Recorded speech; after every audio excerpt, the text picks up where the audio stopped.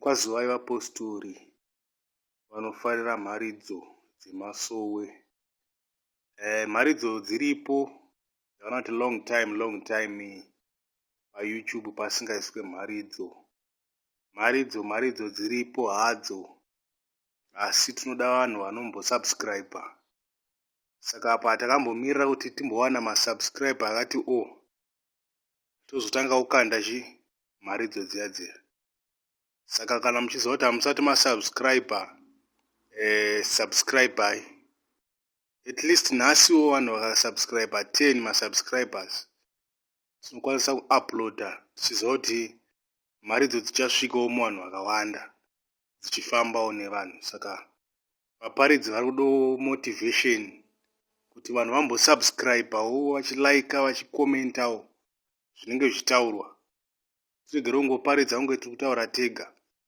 Tiri kuda kuti vari kunzwawo mharidzo tizive kuti vari kudzifarira here. Saka tichimbosubscribe, pane kabhatani keredhi apo pasasa kakanyorwa kunzi subscribe nemacapital letters. Ikako kabhatani kako, presai kabhatani kako. At least nhasi chete takawana vanhu 10 chete, 10 vanongosubscribe pachannel. Mharidzo totumira dzakawandisa, dzakawanda zvisingaite zvekutoti dzakawandisa.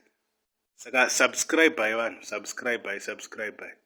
Makasubscribe, makangosubscribe chete, tokuparidzirai mharidzo dzakawandisa zvisingaite. Saka iwe uri kunzwa audio ino, iwe wacho kana usati wasubscribe, subscribe. Wakasasubscribe manje mharidzo hatiise, because tichida kuisa mharidzo kuvanhu vakawanda vaiza kuti zvinyatsosvika kuvanhu vakasiyana-siyana, vari kuLondon, vari kuZimbabwe, vari kuSouth Africa, vari kuZambia. Vanhu vanofanira kuita sei? Tofanira kudzidza takawanda kuitira kuti chinamato ichi ndechevanhu vakawanda. Saka chinofanira kudzidzwa navanhu vakawanda kuti vanhu vakurumidza vaita sei? Vadzidza. Vadzidzo vaya vanonodzidzisawo vamwe vadzidziswa vaya vanodzidzisa vamwe. Saka tiri kuda masubscribers ndo tiri kuda. Toda masubscribers. Subscribe izvezvi. Iyi haisi mharidzo yandiri kutaura, ndiri kungoti vanhu ngavasubscribe. Kana vasubscribe manje tobva taisa mharidzo mushure masubscription. Saka subscribe vanhu, subscribe. Ukaona watadza kusubscribe after this handizivi kuti unongoda kuita sei, because ndataurisa subscribe ndonyaya ingoripo chete. Nhasi handina mharidzo yakawanda.